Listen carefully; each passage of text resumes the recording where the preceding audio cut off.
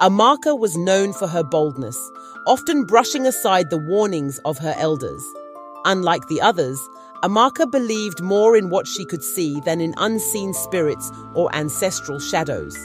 Her grandmother, Mama Nkechi, was the village custodian of stories and old beliefs.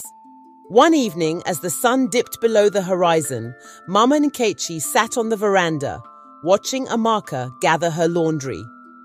"Amaka, don't leave those clothes outside overnight," Mama Nkechi warned. Amaka chuckled, folding the last of the wet wrappers. "Mama, what will happen? Will the spirits wear my clothes?" Mama Nkechi's face grew solemn. "It's not the spirits you should fear, but the shadows that borrow without asking. They say when clothes are left out overnight, wandering spirits can attach themselves to them. And when you wear them, well, they may choose not to leave." Amaka smiled dismissively. "I'll take the risk." As night fell, the village grew quiet. The moon, bright and full, cast long shadows across the compound. Amaka sat by her window, watching the clothes sway gently in the breeze. Nothing seemed amiss. By morning, she gathered her dry clothes.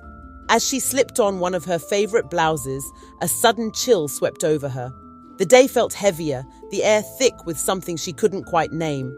At the market, strange things began to happen. Vendors whispered as she passed, and her friends avoided her gaze. It was Nkem, her closest friend, who finally spoke. "Amaka, did you leave your clothes outside last night?" Amaka frowned. "Yes, but why does it matter?" Nkem hesitated, eyes darting nervously. "People say someone saw a figure dressed in your clothes walking by the river at dawn." A cold shiver crept down Amaka's spine. "That's impossible. I was asleep." Nkem grabbed her hand, lowering her voice. "I'm just saying, be careful. These things, sometimes they follow you." That night, as Amaka lay in bed, she heard faint footsteps outside her window. When she peered out, she saw nothing but the faint outline of her blouse hanging by the line. But it looked as though someone was still wearing it.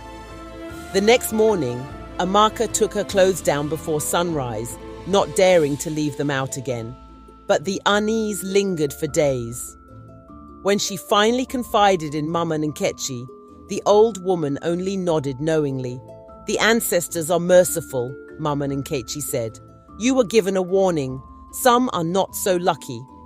From that day forward, Amaka never left her clothes outside after dark.